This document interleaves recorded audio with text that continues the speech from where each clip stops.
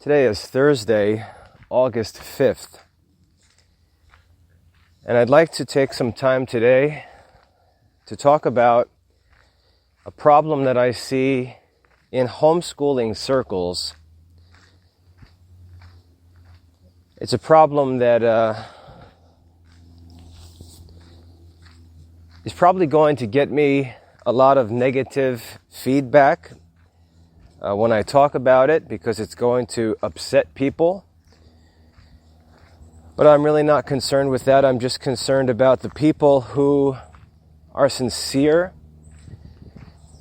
and who are seeking to know the truth, to understand the problems in modern education, because they want to fix them. And I know that the people who are sincere, who don't think they know everything, but who are willing to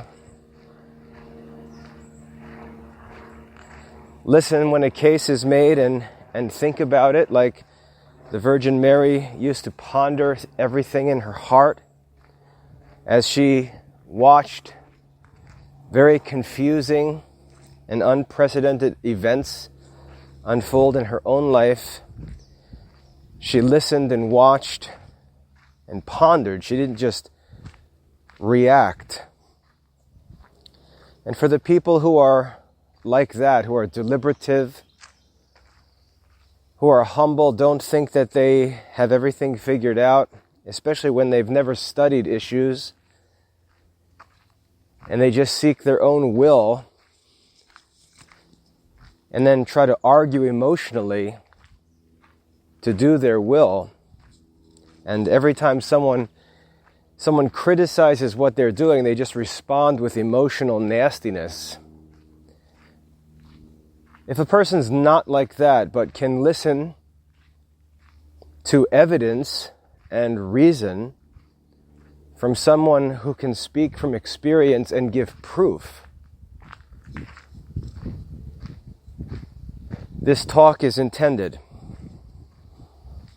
The topic that I want to talk about is feminism in homeschooling. I want to talk about feminism in homeschooling. It's pretty obvious that when we consider homeschooling, it's going to be a field that's dominated by women. Of course, it shouldn't be, but it is. It's a field that's dominated by women. If you look around at the homeschooling celebrities, as it were, you'll find that just about every program was founded and led by a woman. And she's got sort of a band of followers around her, other women who promote her stuff, her books, her videos, her ideas, and so on.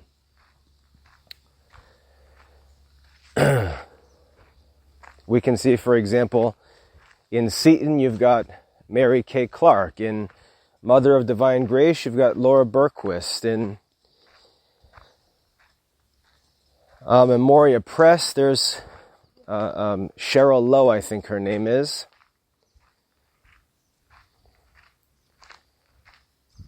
At Veritas Press, you had Laurie Detweiler, who I was friends with for some time. And I'm not criticizing these women. I'm just saying that if you look at the homeschool movement since the 1990s, we see that it's these bubbles of ideas that come from usually, almost always come from an individual woman,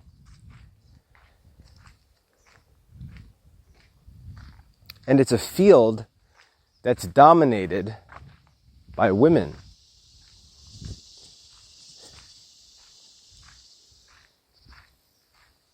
And as I said, this would be expected, because the primary agent or worker in homeschooling is almost always going to be the mother. Because in the normal family arrangement, The father is going to work and engage with the market outside the house through his own profession, and the children are going to be cared for and guided in the homeschool by their mothers. And so it would be understandable and even expected that homeschooling would be very much concerned with the work of mothers. But what I want to point out is that often the women who are driving the homeschooling business, as it were, or education in general, they're often not the motherly type. They're often ambitious women, not primarily engaged with the education of their own children, but engaged with a business and some philosophy related to education. And often, these women in their works are judged in a superficial way by the product catalogs they produce, and the underlying ideas and philosophies of what they're doing goes unexamined. They're like stealth bombers. They manage to stay off the radar. Everyone focuses on the books that are made available, the videos that are produced, the talks that are given, and it all tries to linger in the practical realm, talking about what to use, what to do, the schedule, the methods, and so on. And yet these practical lessons, these methods, these solutions grow out of underlying philosophical and religious ideas,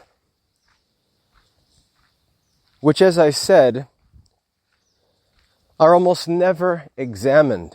They're never investigated and tested.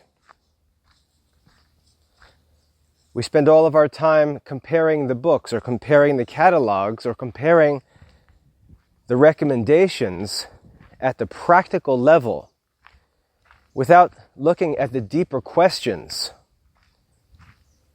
We haven't answered the important questions first, and we're lost wrangling about what method or what book is best, but we don't know what we're trying to do.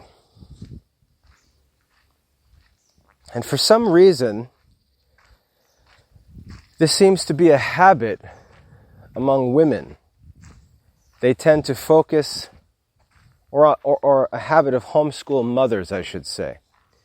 They tend to focus on the practical activity and on the resources and on the methods without ever addressing the deeper philosophical questions which need to be answered first. And for some reason, feminism, the ideas and philosophical foundations of feminism, run all through the Catholic homeschooling world. Now, as a professional educator who is a man, I feel most of the time like I'm an outsider interfering with the homeschool world. And it, of course, shouldn't be this way because the fathers are the ones who are charged primarily with the duty of educating their children. After all, the mothers, as wives, are to be subject to their husbands. Homeschooling should be directed by the fathers. And let me say that again. Homeschooling, Catholic homeschooling, should be directed by the fathers. It should not be left to the mothers to do whatever they please. When St. Paul wished to emphasize the importance of raising children according to Christian principles, he said, "Fathers, train up your children in the fear and admonition of the Lord." Fathers were charged with the duty of training their children. The father is the head of the household, and he's accountable for the education of the children. A father doesn't have the right to simply toss this burden to his wife and say, "Go do whatever you want."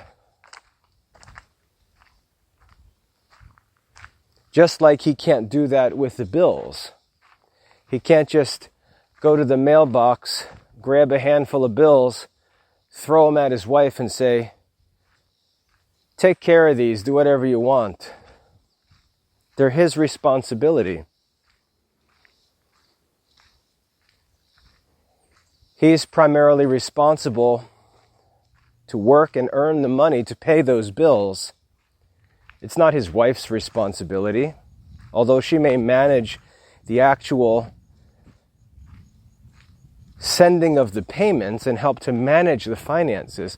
It's not her burden to generate the income, to provide for the needs of the family.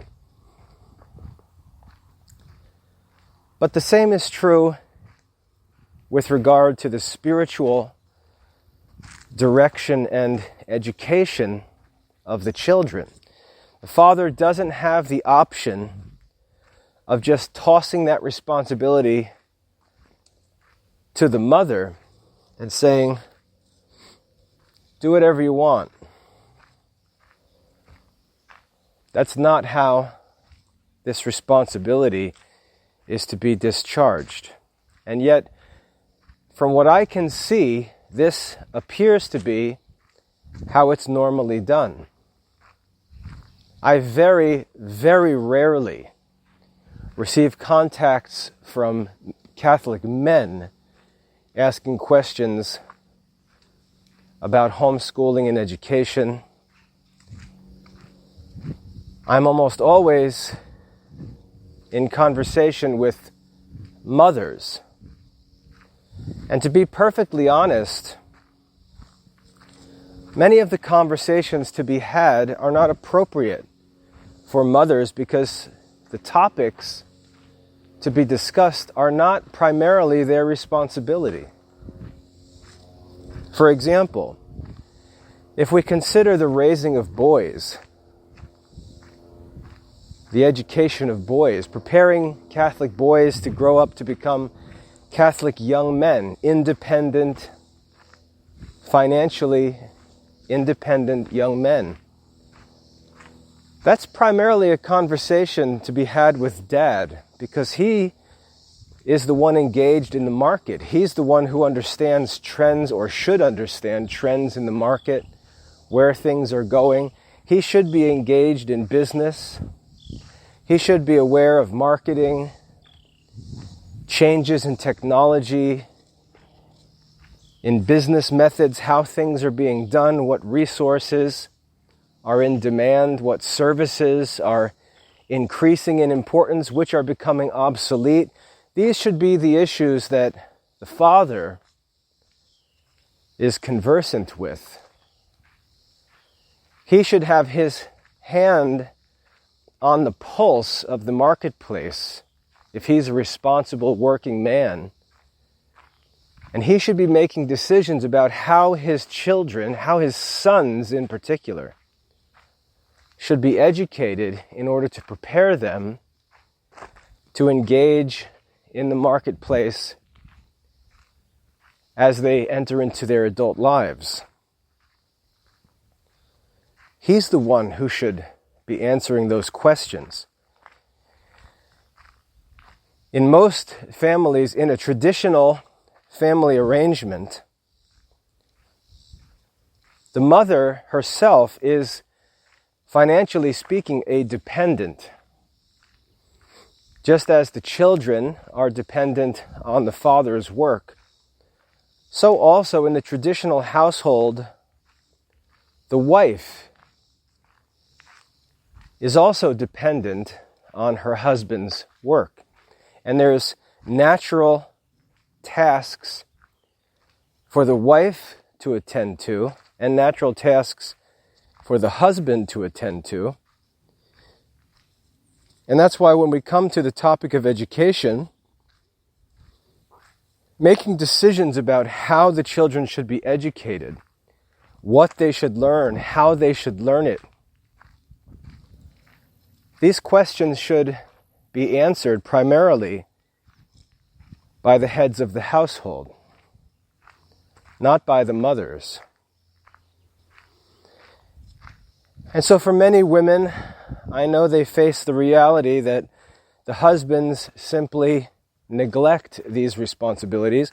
They may barely even provide materially for the family, let alone intellectually or spiritually. And so women often try to fill these gaps or occupy these vacuums left by negligent Catholic men. Catholic men may choose to pursue and fulfill only a part of their responsibilities and just leave the rest to their wives. But as I said, they don't have any justification for doing so. And the wives aren't necessarily in position to make good decisions on these matters. Now, I'm not saying that women cannot make these decisions.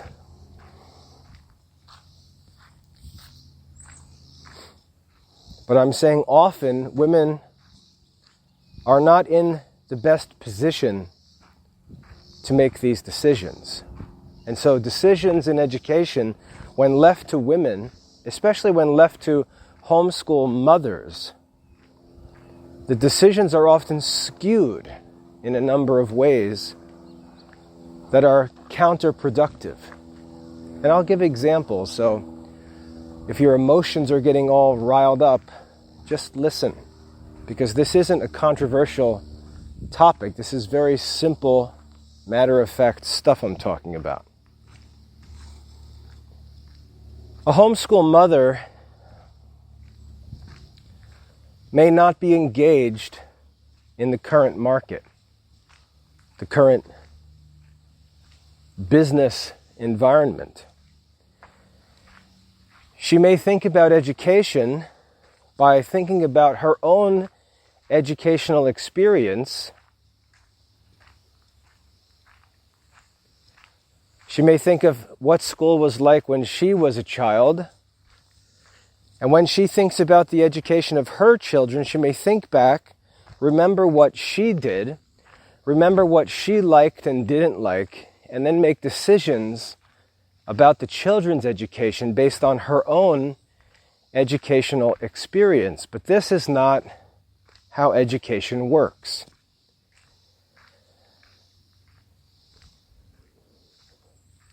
For example, I went to school, let's say I was in elementary school from 1980 through 1986, around there.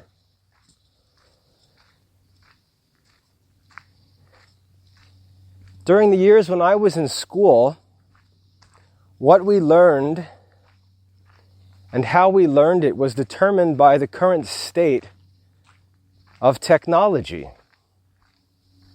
There were no computers. There were no cell phones.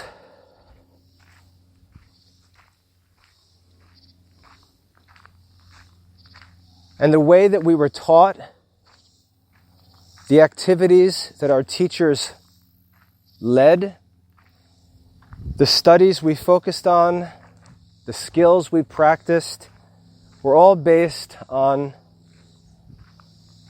the current culture. So, for example, handwriting was a big deal. Even simple technology like calculators weren't readily available. And so emphasis on mental or written calculations was much more important then than it is now. Because I can remember teachers saying things like, well, if you learn how to do this on a calculator, that's not going to help you because you're not always going to have a calculator in your hand. But of course now with smartphones, we do always have calculators in our hands. But at the time, she was right. We couldn't rely on calculators because we didn't carry calculators around with us. Now we do. And that should change how we study mathematics. Because this technology is not going away, just like books are not going to go away. It would be like telling a kid, you have to memorize all the vocabulary because you're not going to have access to a dictionary whenever you need it. Well, that may have been true in 1980, but that's certainly not true today.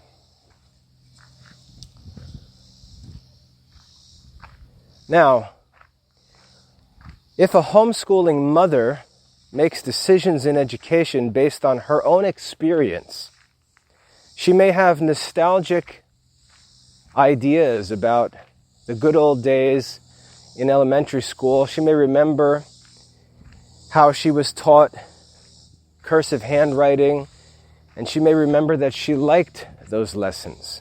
She may remember how she studied math, and there may be certain activities that she did in elementary school that she enjoyed. And she thinks, oh, I would love to let my children experience those same activities. And so the decisions being made every day as to what we should study, how we should study it, and so on, may be made from this sense of educational history or nostalgia. And that's not what education is for. Education is a means of preparation. Education is not supposed to look back to what was done in the past. Education is supposed to look to the future to understand what our children need to learn and practice to predict what the market, what the culture is going to be like when our children enter into it as adults seeking employment, seeking to work profitably.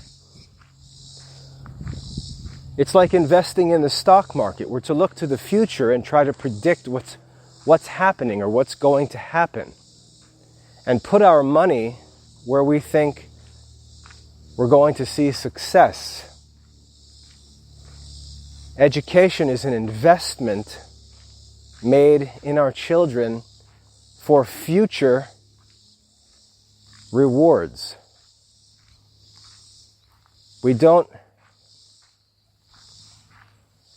look to the past to decide what we're going to invest in or what we're going to prepare for. We look to the future, and that's why good education depends upon wisdom and foresight, which again, if a father is engaged in business as a layman, he should be thinking like this every day, because his decisions in business should be based on these trends. And the education of his children should similarly be based on the trends.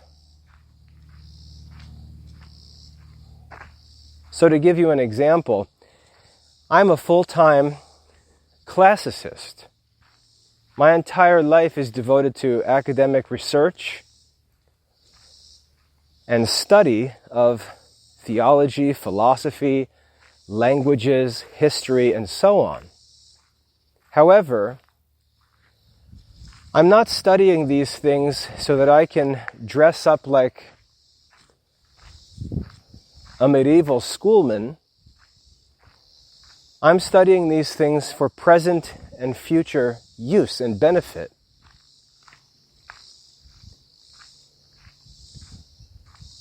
I'm looking back to the past for wisdom that's timeless, not for ideas that are limited to certain times or locations or circumstances.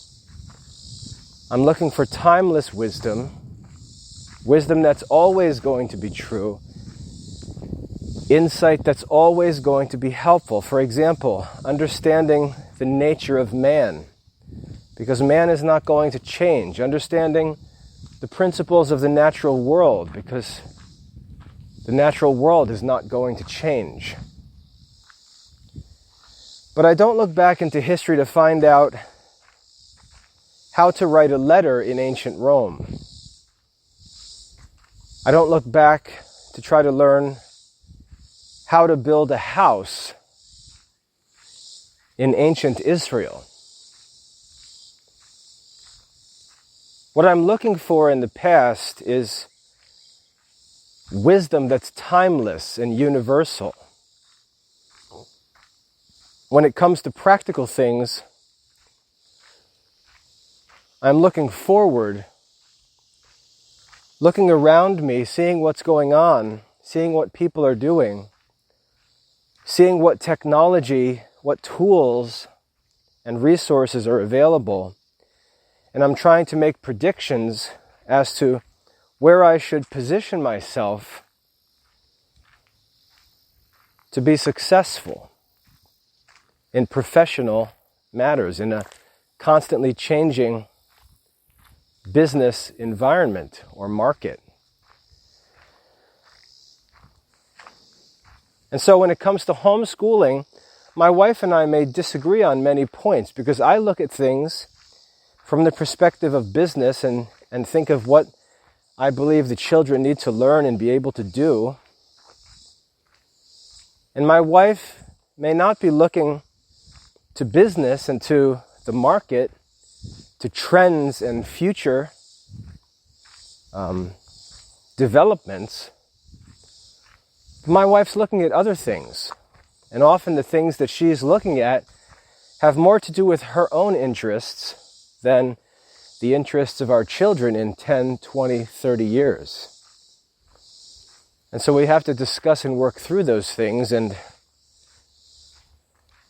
there's sort of an idealistic, nostalgic vision of some kind of fantasy education that we have to constantly fight against, because we have to remember that the purpose of our education is to benefit our children in their own generation, not to try to make them something that we wish we were in our generation. And so this engagement in professional life of the father tempers and directs the education of the children. And as I said, in many Christian families, the fathers neglect this responsibility and they just leave the education to the mothers. And I don't believe that men can do that. I don't believe men should do that. And if women find themselves in that position where the education of the children is being left to them, they shouldn't be seeking to do just whatever they think is nice or whatever is common to their own experience. I think they should be seeking advice from men who can help them to see what they should be doing to raise their children, especially their sons, so that they're oriented around what's going on in the world. They should pursue timeless and universal wisdom, but as regards practical matters, they should be learning present and future concepts and skills. And that's very challenging. It requires constant adaptation, and it's the kind of thing that mothers don't tend to like. Mothers want things to be calm and simple. They want routine, and all of that is good, but when we're preparing young men for a constantly changing secular or temporal work environment, those motherly preferences can't be allowed to direct the education. If the fathers are negligent, there's nothing I can say. But two wrongs don't make a right. And for the woman to overstep her bounds and try to step into the man's circle of affairs without experience, without actual expertise or ability to know these kinds of things that should be directing education, the best thing that a woman can do is to seek advice from someone who does have that kind of knowledge and information, who has his hand on the pulse of the modern society.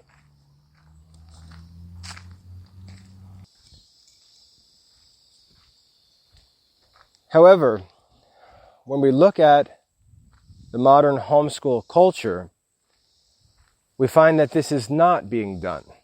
But women do take matters into their own hands and they just run with them.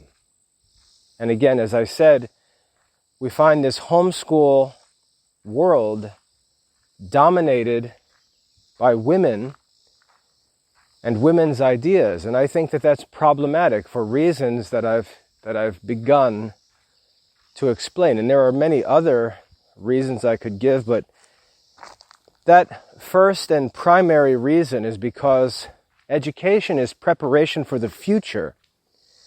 And the nature of the work of a mother is not normally concerned with the future, but with the present, and tends to err in that it slips into the past.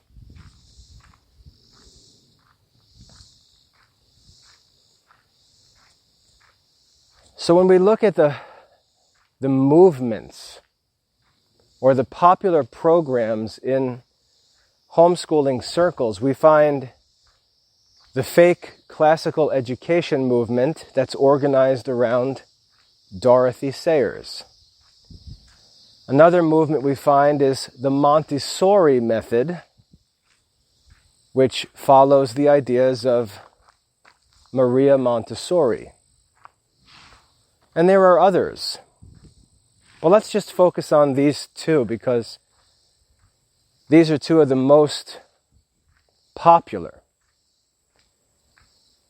It's very interesting to find how many parallels there are between Dorothy Sayers and Maria Montessori.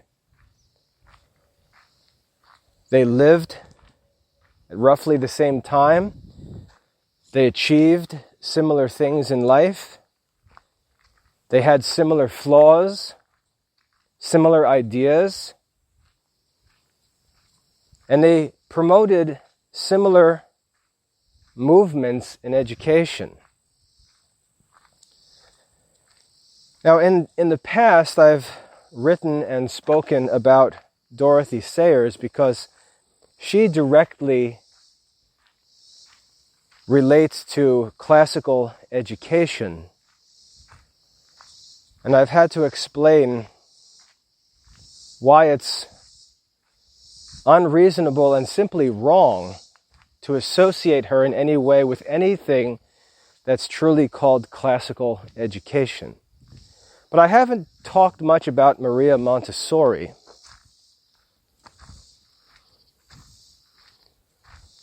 And there are a few reasons for that, mainly because Montessori's ideas were primarily concerned with young children, even preschool-aged children. And my work tends to be more concerned with high school-aged children and young adults.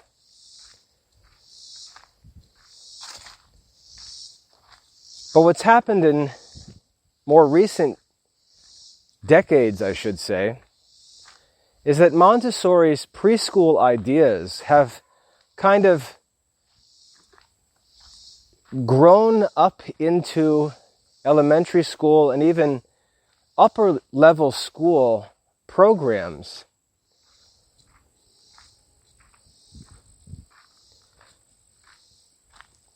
And I really don't believe that the people involved in these Montessori programs, especially who claim to be Christians, are very familiar with the philosophical context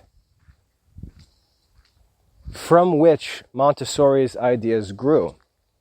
And I'd like to talk about this a little bit. And again, I'd like you to focus on how common, or how similar, I should say, Maria Montessori is to Dorothy Sayers, and I'll point that out as we go along.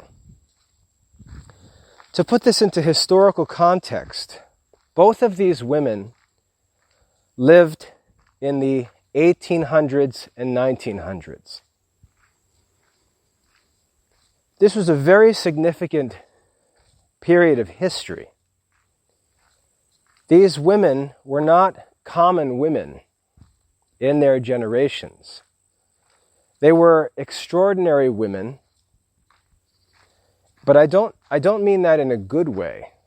They were extraordinary in that they were women who had really embraced the modern worldview and who were models of what was considered to be the future of women in society. They were models of modern feminism. And this is what confuses me so much about how attracted Catholic homeschooling mothers are to these women. It seems counterintuitive. Most homeschooling mothers consider themselves to be conservative morally and culturally. Many homeschooling mothers are proud to be quote-unquote stay-at-home moms.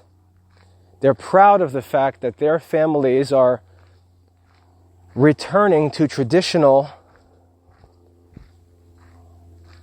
gender roles and family responsibilities. They're proud of those things. They're happy to be home with their children. They're happy to be concentrated on their roles as wives and mothers. They're happy that their husbands take responsibility for provision of the family. They take pride in these things.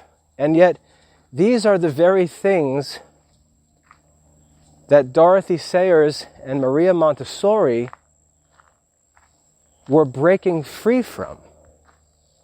These women were the leaders, or among the leaders of these modern feminist movements, these liberal political and social movements in the late 1800s and early 1900s. And so it doesn't seem like these homeschool mothers really understand who these women are. And it makes no sense to have homeschooling mothers who imagine that they're opponents of the ideas and culture of women like Hillary Clinton, who, when it comes to education, follow the ideas of women whom Hillary Clinton would admire as inspiring feminists.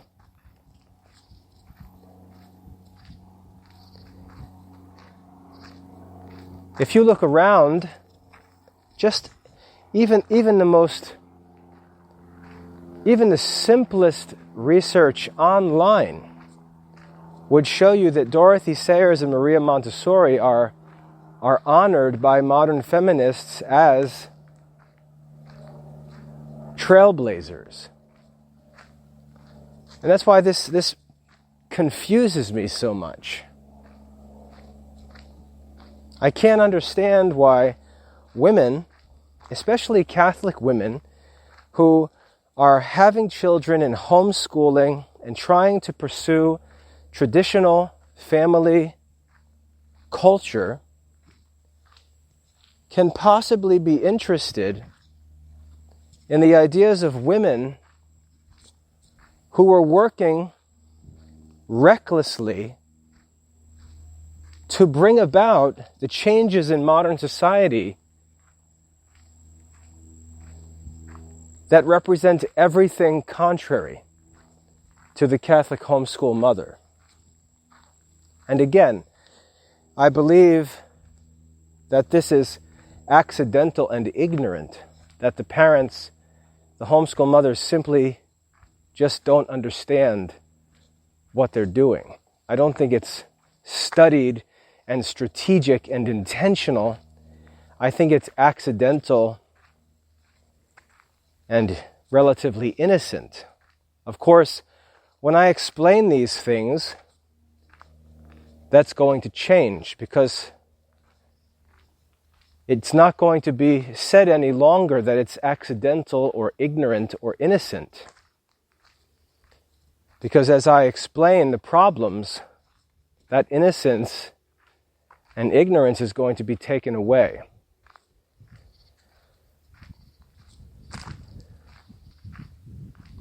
So if you've handcuffed yourself to the ideas of Dorothy Sayers or the ideas of Maria Montessori, you might want to save yourself from moral accountability and stop listening to this talk before I get into the details. But if you'd like to seek what's true, to be well informed, and be able to make decisions that are intelligent and not innocently mistaken, I'm going to explain these things for you.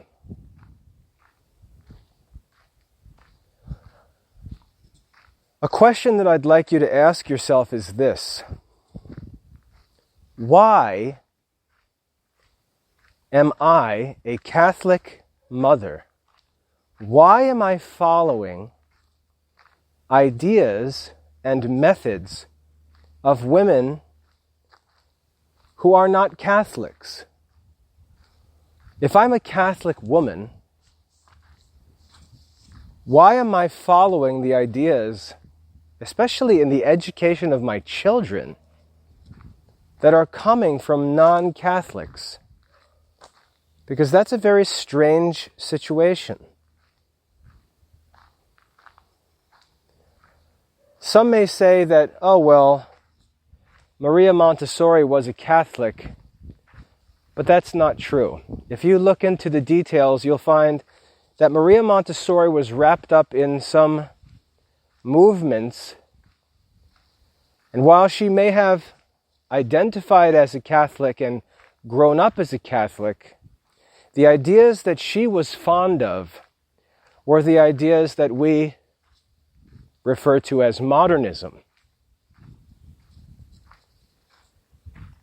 She was a modernist, and she was a hardcore leading modernist. Now, what modernism means, and this is often misunderstood, modernism doesn't mean that she accepted an English liturgy. Modernism is often accused of simply accepting the reforms of the Second Vatican Council, moving away from the traditional Latin Mass and things like that. But that's not what modernism is. Modernism is the movement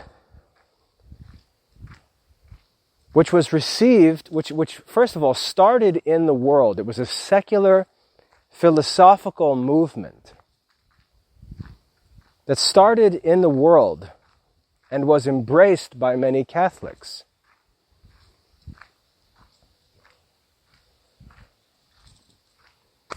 Pope Pius X warns about this very clearly in his encyclical Against the Modernist, which was published around 1910, which was right when Maria Montessori was in the midst of her life. She died, I think, in the 1950s.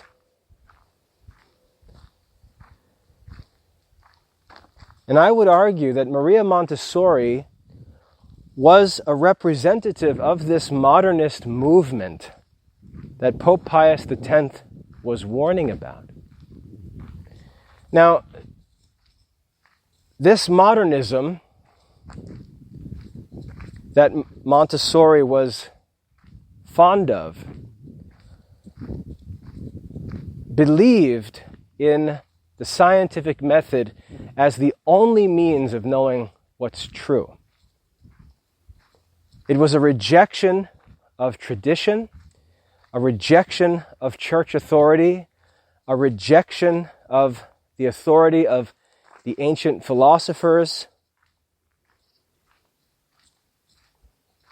Modernism is fundamentally the belief that secular scientific research and secular academic work is the way to the truth,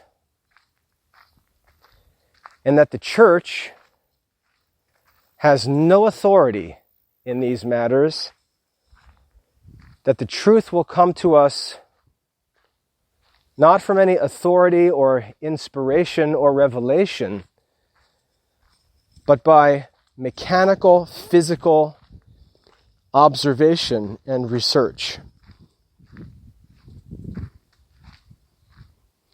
It's naturalistic, materialistic, and is related to the ideas of Francis Bacon's scientific method, which he proposed in the 1600s, which sought to overthrow Catholic authority and scholastic philosophy, which was the philosophy embraced and taught by the Catholic Church.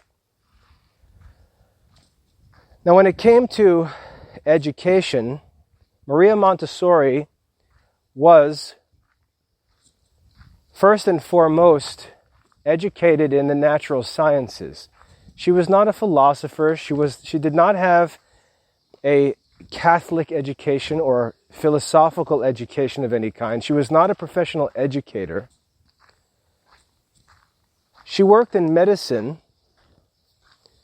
and studied the natural sciences, the modern natural sciences. And again, these are the modern natural sciences which many homeschool mothers are constantly pointing at as the enemy.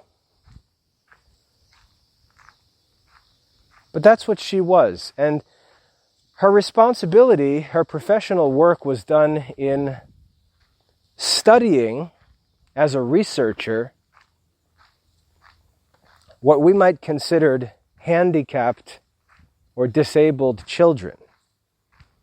They had terms for them in her generation that are considered offensive today, like idiots.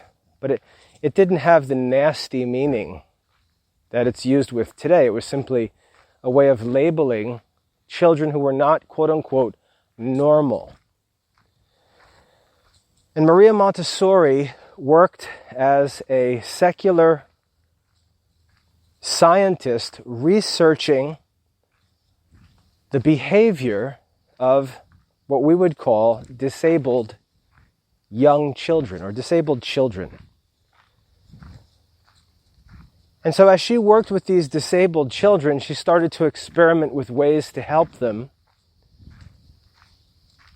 And she started to develop these techniques.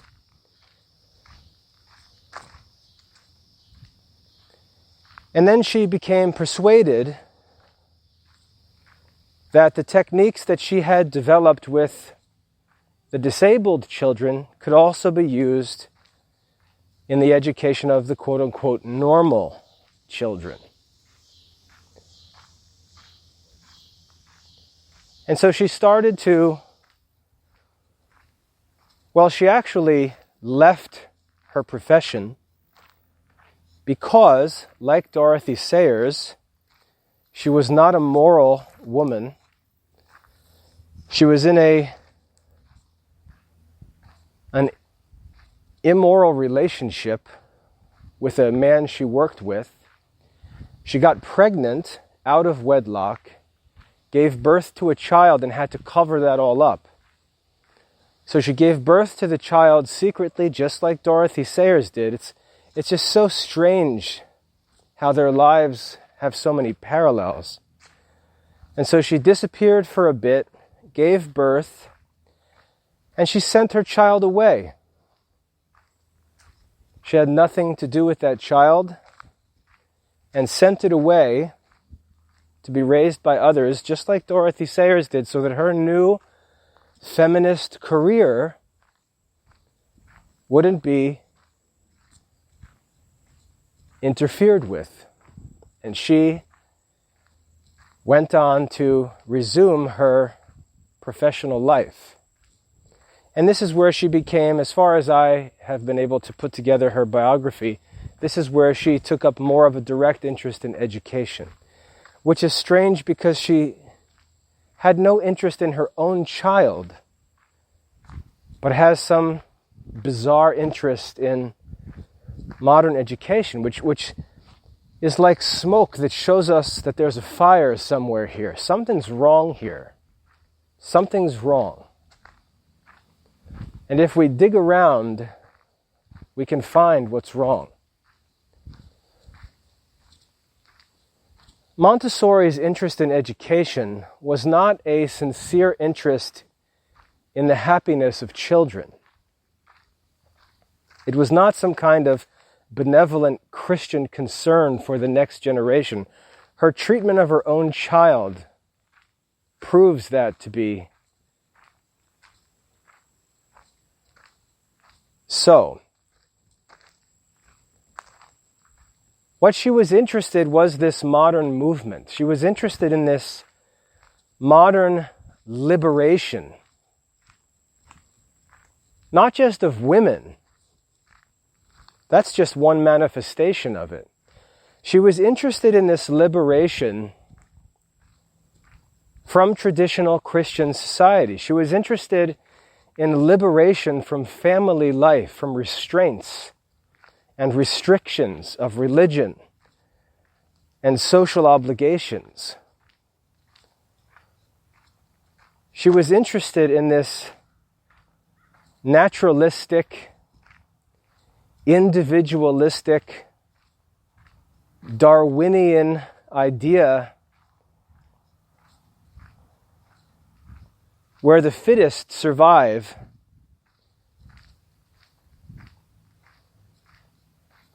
and that individual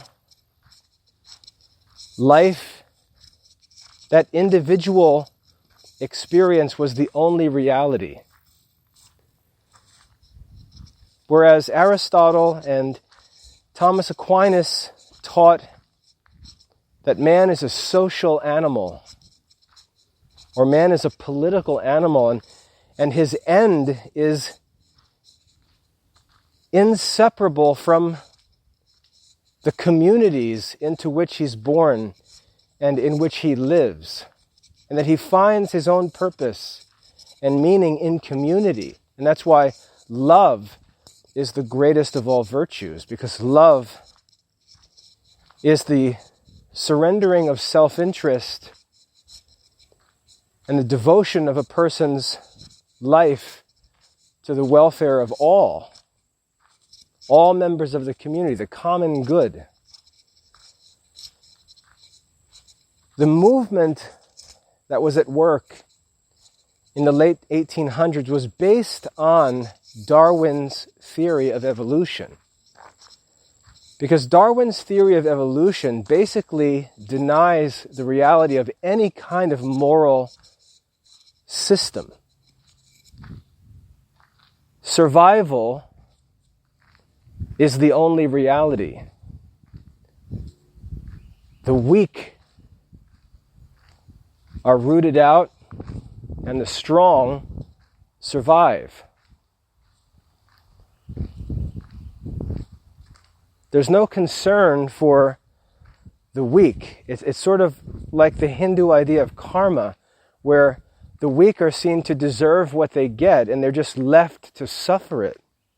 There's no charity. This is what Mother Teresa had to introduce to the Indian people, was this idea of charity. That people who suffer in this life are not necessarily suffering because they deserve it, but they're placed in our midst to test us and to give us the opportunity to merit eternal life by living charitably, by caring for those who suffer, for those who are weak, orphans, widows, the crippled, the sick, and so on. The Christian life is directed by the works of mercy. Whereas Cain asked of his brother, "Am I my brother's keeper?" The answer to that question, which man has always asked in his sin, the answer is yes. We are our brother's keepers. We aren't born into this world to simply choose our own adventure and try to seek out for ourselves the most interesting experience possible, or to pursue self-fulfillment. We're not to pursue our own career at the expense of people around us. God's commandments to love our neighbor, God's commandments that address our obligations to others, like the commandment to honor your mother and father. These commandments restrict and restrain our individual desires, because man is a social animal, created to live as one member of a community. The natural community in which life starts is the family. And then there's the broader community of the city or the state, which is a collection of families that agree under God to live according to laws and obligations that take into consideration the common good, or the good of everyone.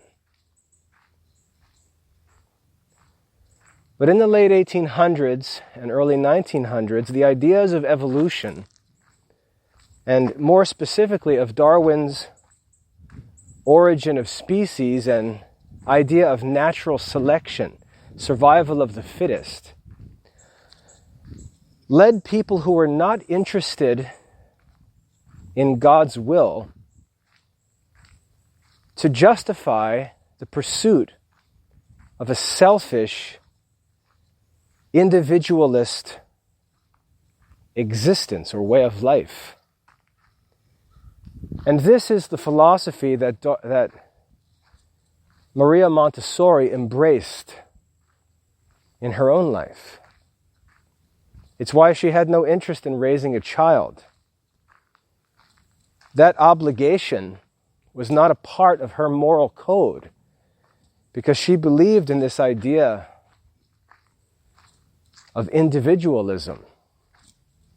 And for her, education was the means by which this worldview was to be taught to the next generation. not just to the children, but also to the mothers of the children. And so Maria Montessori brought children into a school which wasn't a traditional school, because in her worldview, children were not ignorant novices to be taught what was right and to be commanded what to do by authorities, but children were to be raised as individuals who choose for themselves what's right and wrong, who choose for themselves what they want to study or not study, what they want to do or not do, and they're free to choose when they're going to do what they want to do and not be restrained or restricted by outside obligations. For example, in the family, the father has a work schedule, and the family is organized around the father's work schedule. The mother has to get up and work through the day oriented around her husband's daily routine. Since he's the one who has to go out and earn a living on which all the family members are dependent, his life is considered the ordering principle.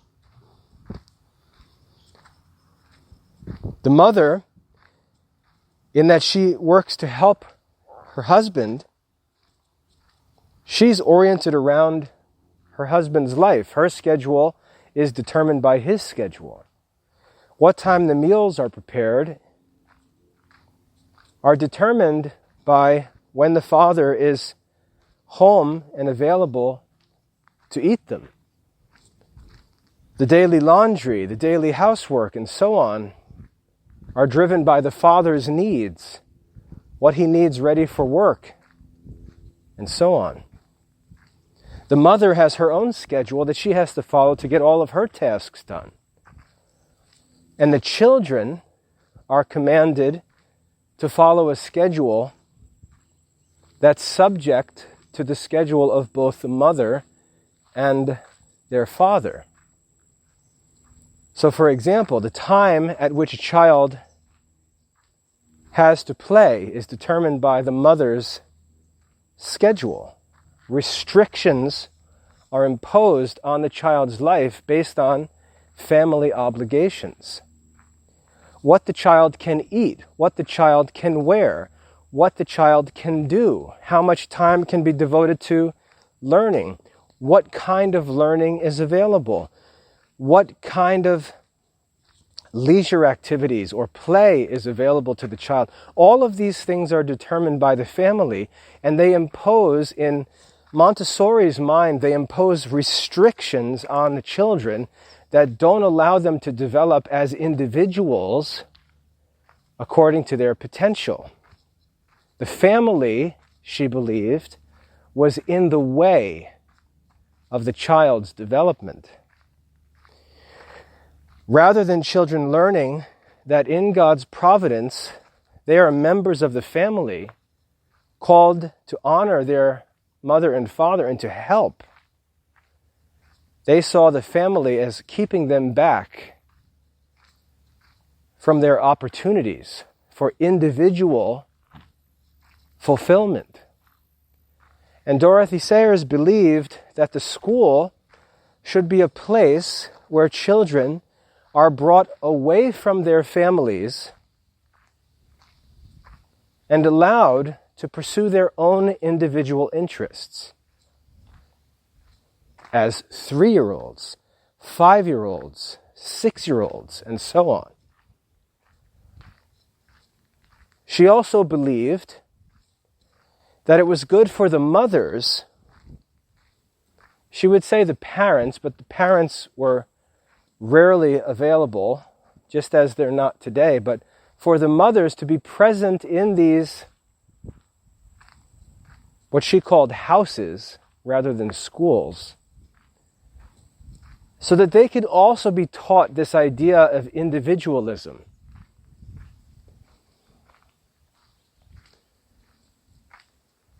That they could learn to understand this socialist, this communist idea that the family is not the building block of society,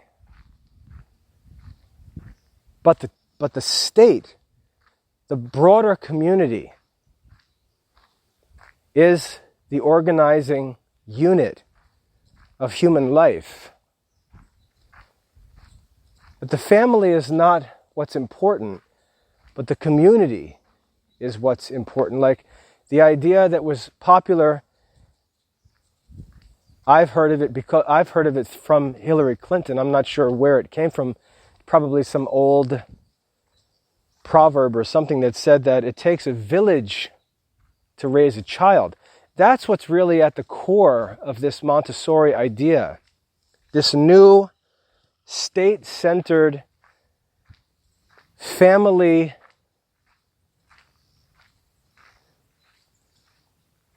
destroying individualistic view of the world, where individuals pursue their own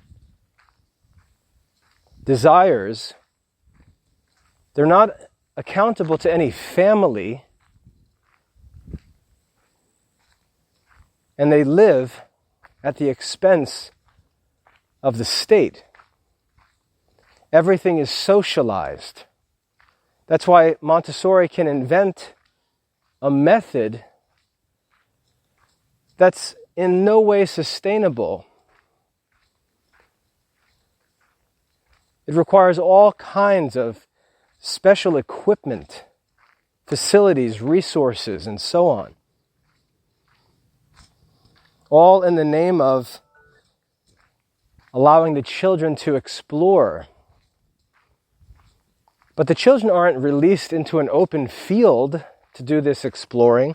They're released into a room filled with expensive equipment and all kinds of teaching devices and artificial play sets that have to be constructed for this free exploration and discovery.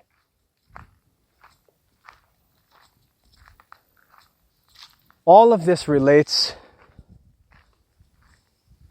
to the movement at that time, which we see in America in John Dewey.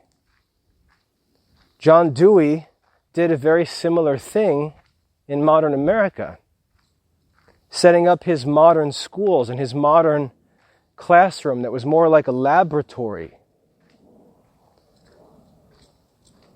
Now, one of the reasons why these modern people were interested in this idea of self-discovery, of individualism, of freedom, and so on, was not because they had a genuine interest in true liberty.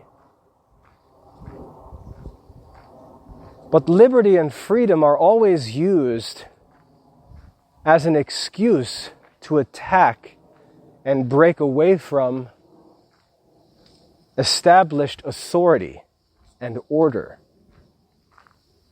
It's always presented as some kind of ideal to be pursued when one wants to break away from tradition or from authority or from moral accountability.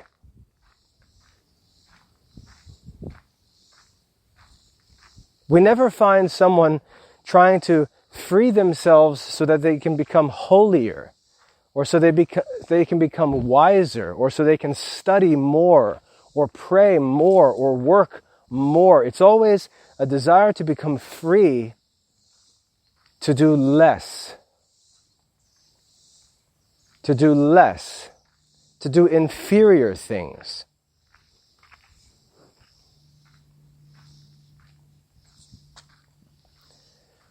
And so this freedom, this liberation,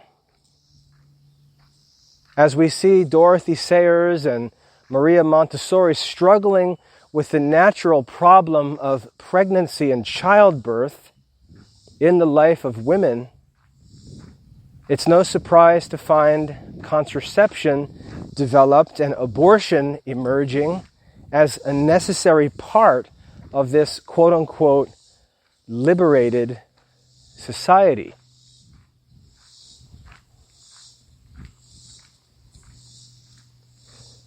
And we find in both the life of Dorothy Sayers and in Maria Montessori the forerunners of this modern feminist hatred for pregnancy, childbirth, and motherhood.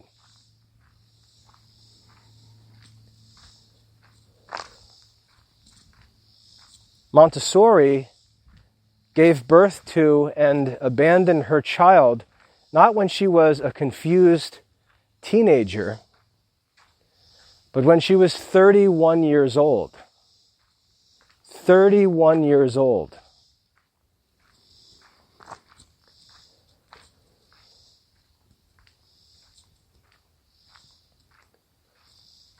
This is not some kind of moral Christian movement, however the catalogs may be decorated, however nice the apparatus may be constructed and painted.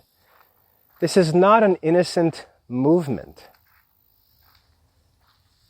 The whole idea that the individual child seeks to learn or seeks to grow independently and individually should make you step back as a parent and wonder, why?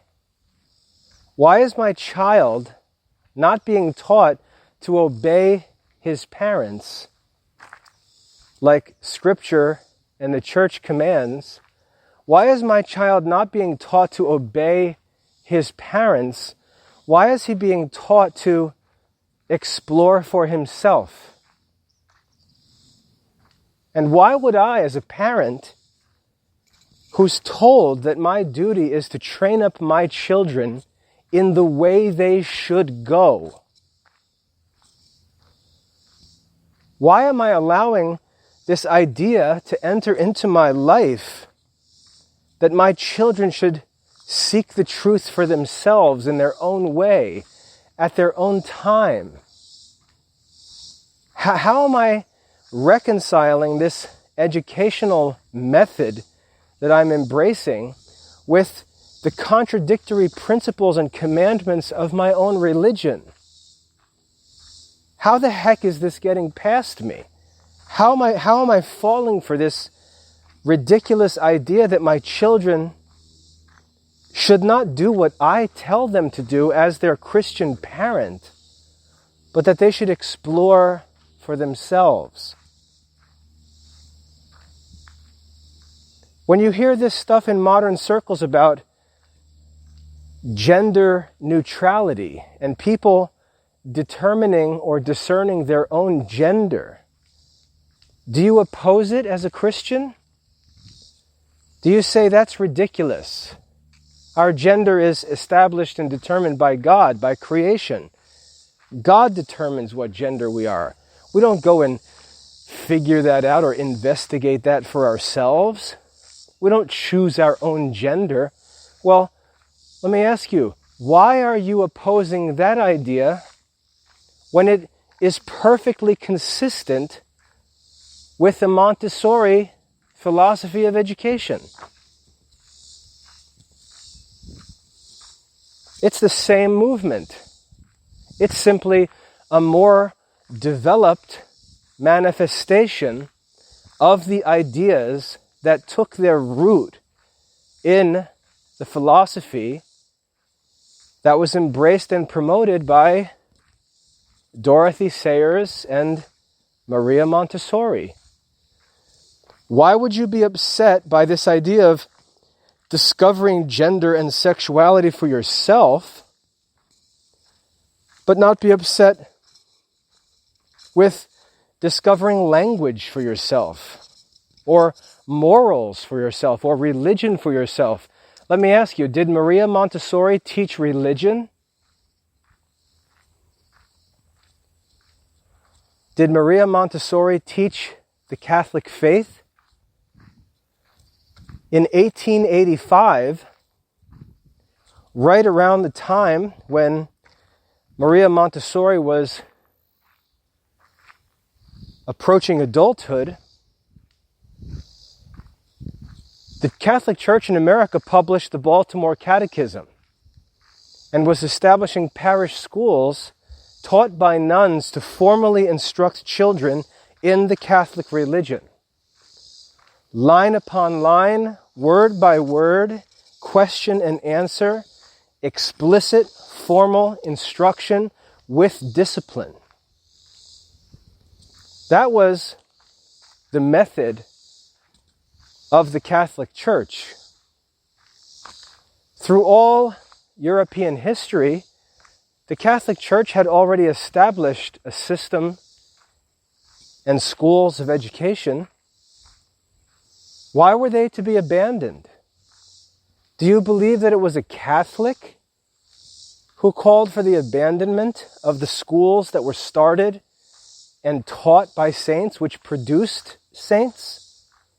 You believe that the Catholics were leading the movement to abandon the traditional systems of education and replace them with a self-discovery method?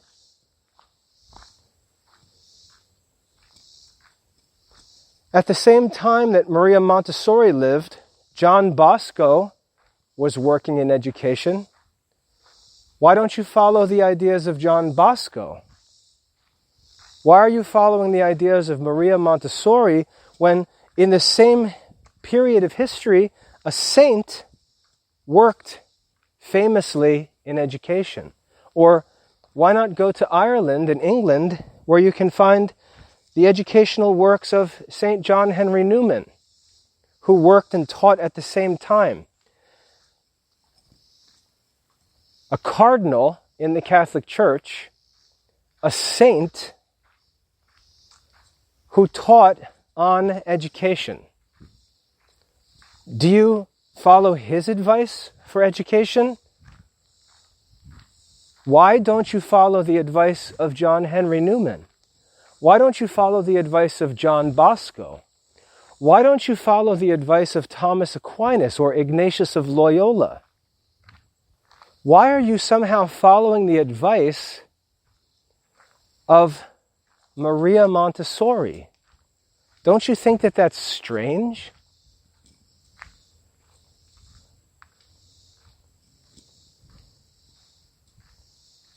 How have you embraced, without any critical examination, something called the Montessori method, which has never been recommended to you or used by any saint?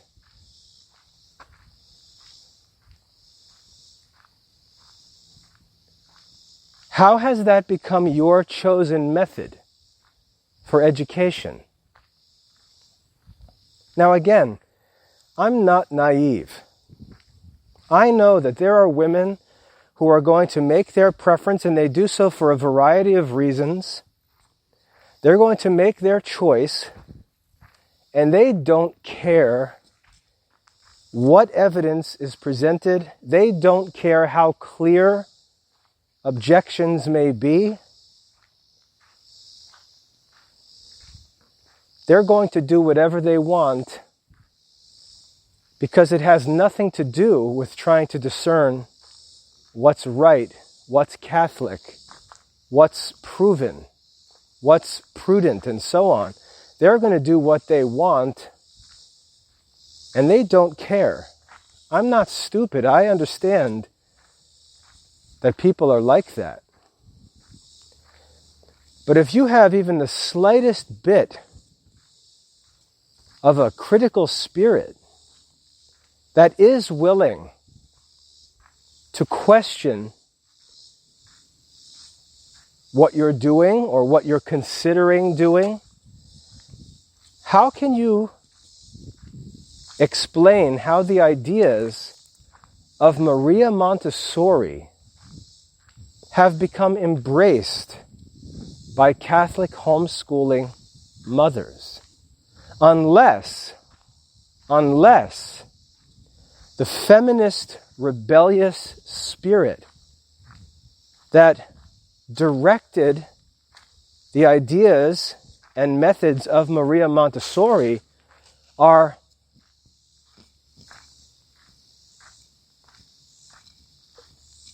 approved of and embraced also by these Catholic homeschooling mothers. How can these ideas be attractive to a Catholic mother whose duty it is to obey her husband, whose duty is to instruct her children in the explicit, systematic, and formal teaching of the Catholic Church?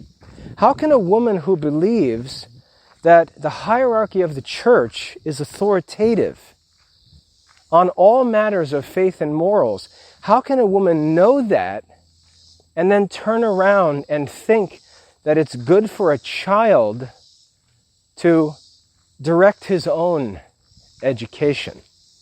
And when that child's education, under his own fallen and foolish self-direction, begins to head down a bad road, are you going to correct it? Or are you just going to let him go and explore? And if you're going to correct that behavior, why didn't you correct the initial behavior? If you're going to correct the behavior at any step, why not at the first step? This idea of child-directed learning could not be further from the truth. It's not a method of Catholic education. It's a method of destruction. That's what it is. Now, I think many parents embrace it because A, they don't understand what it is, and B, they don't actually practice it anyway. They just pick and choose what they want to direct and what they don't want to direct. And when they don't want to direct something or don't know how to direct it because they're not experienced, they're not well educated, they're going to try to pretend that letting people loose is some kind of method of education. This is the same thing that men do in upper schools who pretend that the quote-unquote Socratic method is a method of instruction when all that it is a method of getting paid as a teacher and not having to prepare formal instruction. It's the same thing. In modern society, where people don't want to promote the teaching of the authorities, they don't want to hold people accountable to standards set by saints and by the hierarchy of the church. They're not competent to do the work that they want to be paid for or that they want to take credit for and talk about. They're not competent for the work that they're trying to undertake. So they try to pretend that a method that leaves the children loose is some kind of strategic method, rather than a total con artist job to allow the children to do whatever they want and pretend that somehow they're being directed by some wise teacher.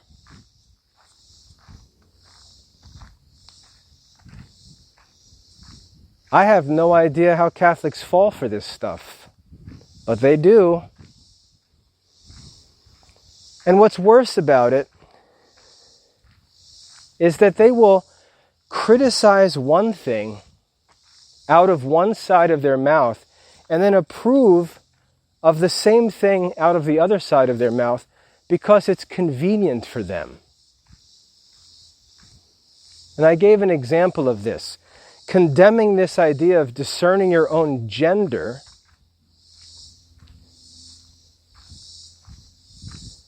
condemning that idea, but then embracing the same philosophy with respect to some other issue. This self-contradiction is the proof of error, either of ignorance or just a complete lack of self-examination or a dishonesty. As I said before, I'd be willing to grant parents the benefit of the doubt that this is just an ignorant mistake,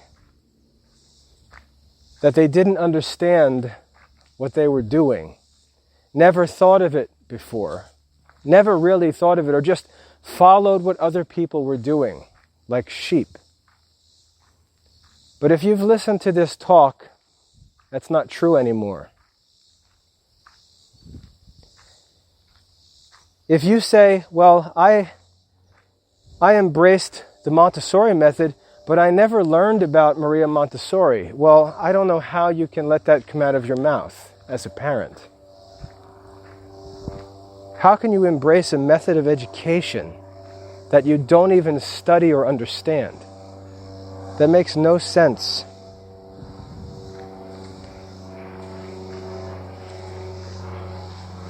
Why are you homeschooling at all if you think that your children should be allowed to explore and discover on their own? Why homeschool them at all? Now, I bet the reason you're homeschooling is because you contradict yourself in this, and you get upset at the idea that the public school or the local Catholic school won't teach your children the Catholic faith, won't hold them accountable to Catholic moral standards, so you choose to homeschool. But then, when it's time for you to get to work and actually do the work of homeschooling, all of a sudden you like this idea of just letting the kids explore. No, you don't. You don't like that idea. If you did, you just let your kid go to the public school. He can go explore at the expense of the state with all of those resources. Music, sports, art, gymnasiums, dozens and dozens of teachers, enormous facilities and resources. Wouldn't that be a better place for your child to just go and explore and discover everything for himself?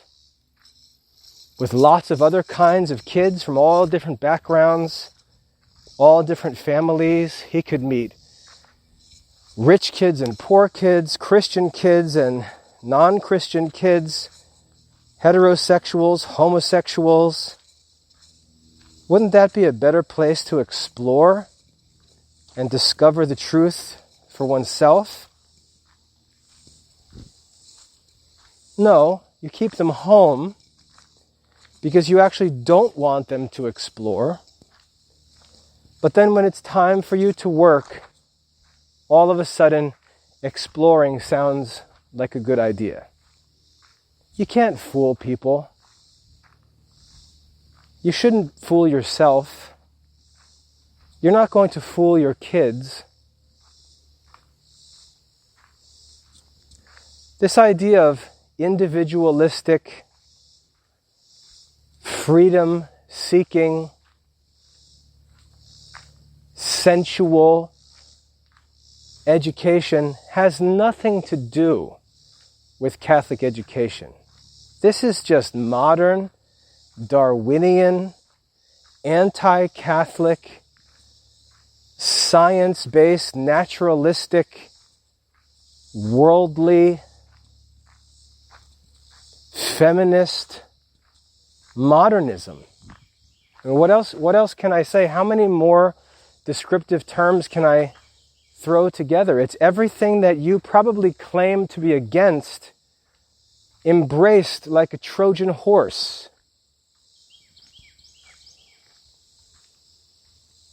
How do you fall for this stuff? How can you justify this crazy idea that you're going to educate your children following a quote-unquote method that no saint has ever thought of or recommended? How do you possibly justify that as a Catholic parent? You just think that all the saints through history, all the saints, none of them understood children? None of them understood children? No Catholics who raised children, like St. Thomas More, you believe that he just didn't understand how to raise children when he sent his children to schoolmasters to be instructed according to the authoritative teachings of the church? You just think St. Thomas More doesn't understand children? That no saint ever understood education until in the 1890s, Maria Montessori was born? And all of a sudden, 2,000 years after Christ, all of a sudden some Italian woman is the first person to ever think rightly about children? You believe that? When St. Ignatius of Loyola started schools and filled Europe with the best schools that Europe has ever known, you believe they were all mistaken and didn't understand how children really learn? Or do you not even know about those schools? Do you not even know what St. Ignatius of Loyola taught about education? Do you not even know about the education of Thomas Aquinas or how the monastic schools worked? Maybe you don't even know about any of these things. Do you have any idea how John Bosco taught children?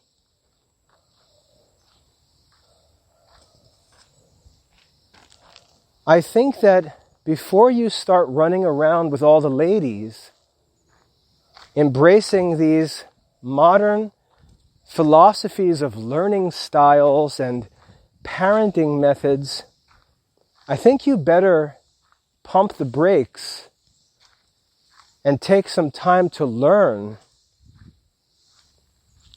before you commit yourself to things that you've never even researched. And I'm not talking about research looking at a catalog or reading an advertisement on a website.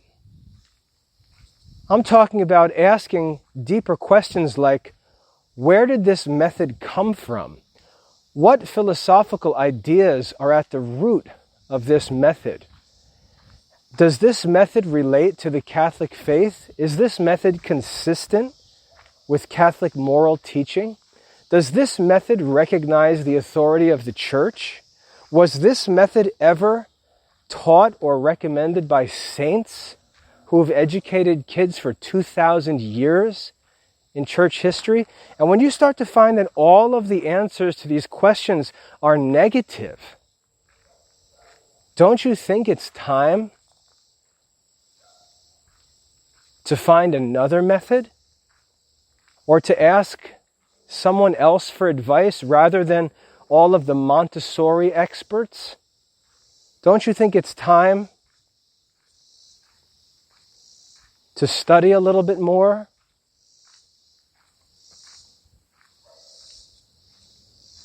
The reality, as I said at the outset of this talk, is that homeschooling,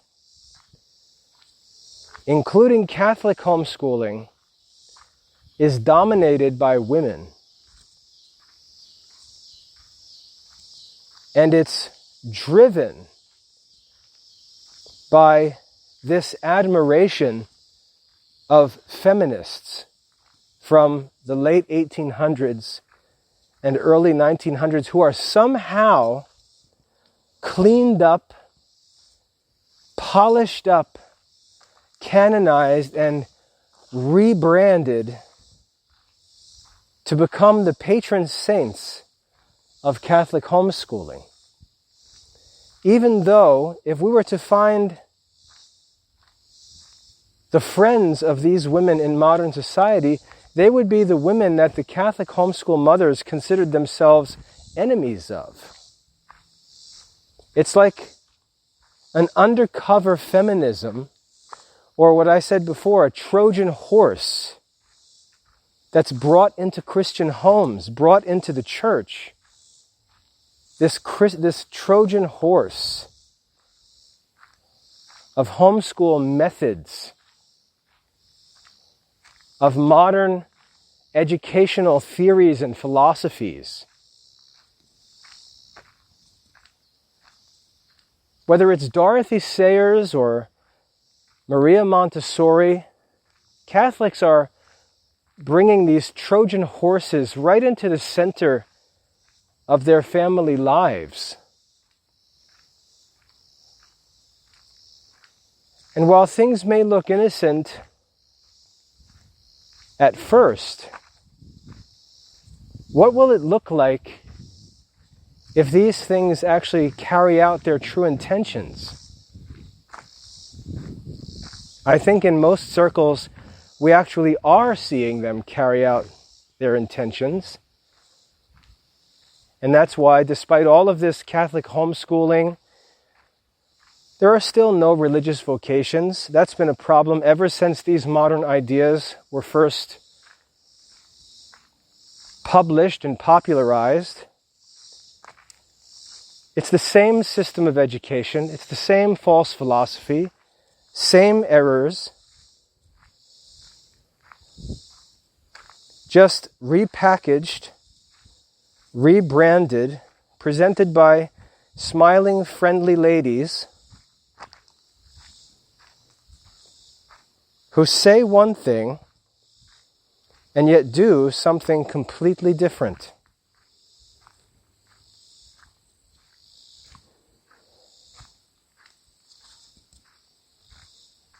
Where are the men? Is the Montessori method embraced by men? Do men believe that their children should be discovering on their own? Do men believe that they should be buying expensive pieces of equipment to allow their 4-year-old children to learn basic mechanical skills that no one has any problem with? Do we really need this expensive, unsustainable, exploratory preschool program?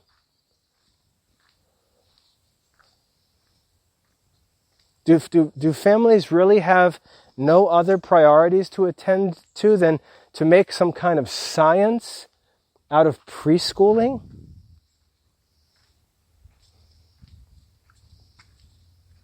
Surely this method can't be sustained through an entire curriculum, so it already assumes that there's almost nothing to learn. And remember, Montessori's methods were developed for disabled children.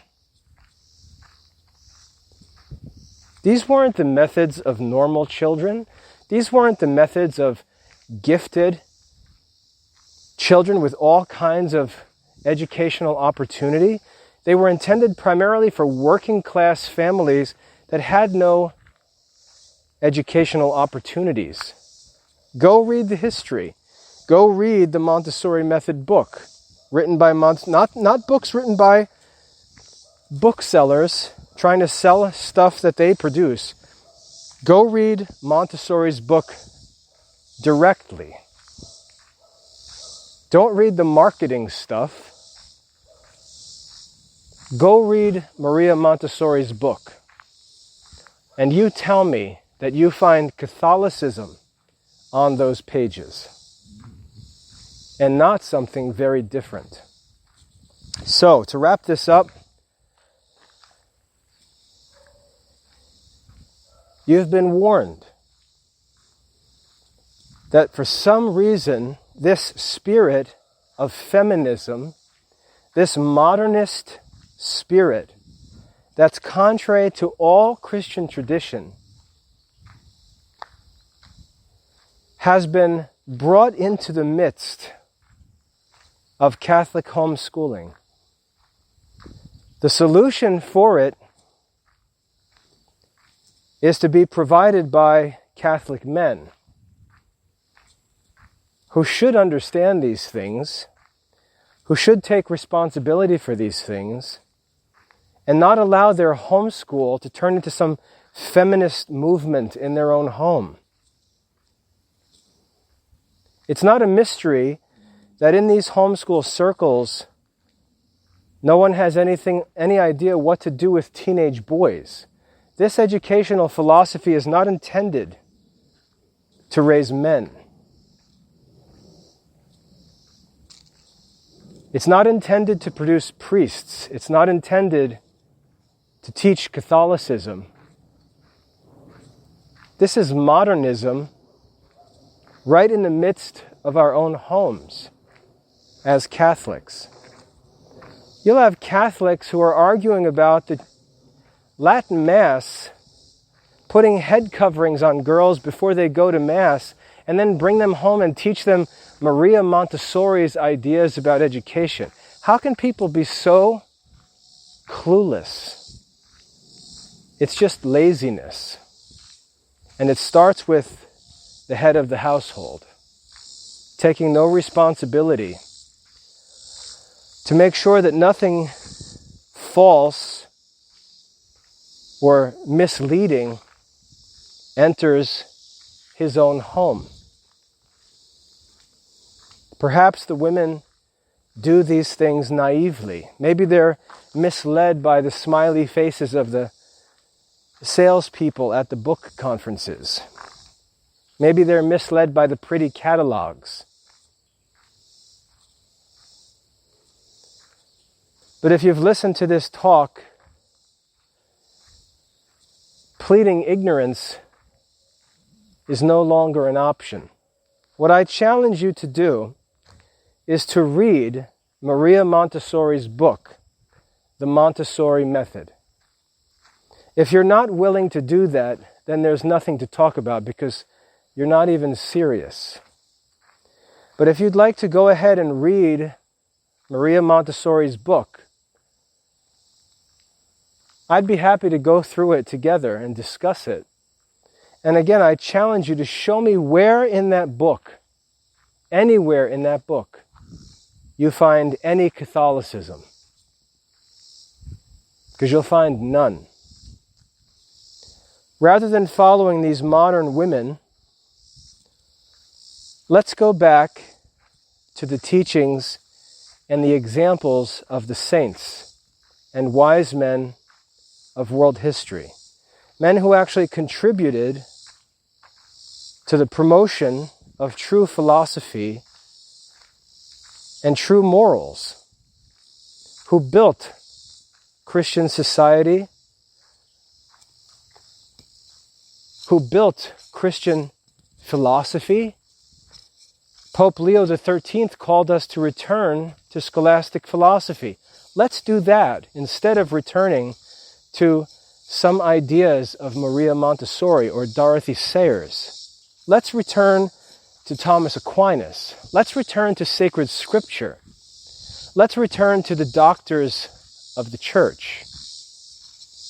And let's get rid of all of this Trojan horse educational fad junk and do what the saints have not only told us to do, but did themselves.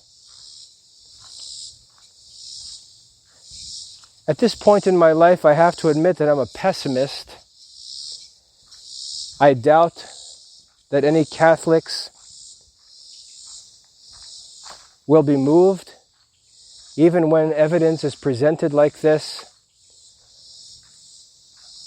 I give these talks on education first and foremost for my own sake, so that I know that I'm not accountable for the errors that others commit. But I also publish these talks for the sake of the few people who are sensitive enough, who are sincere enough to examine themselves be honest with themselves,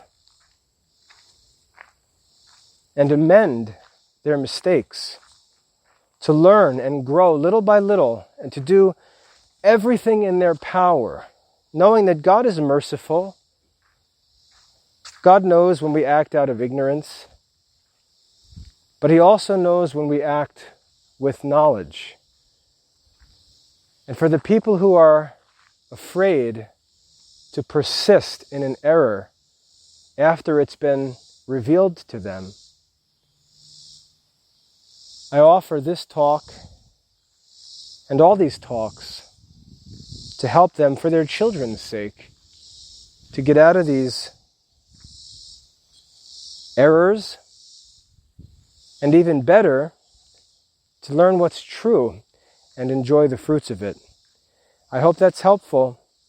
God bless your studies.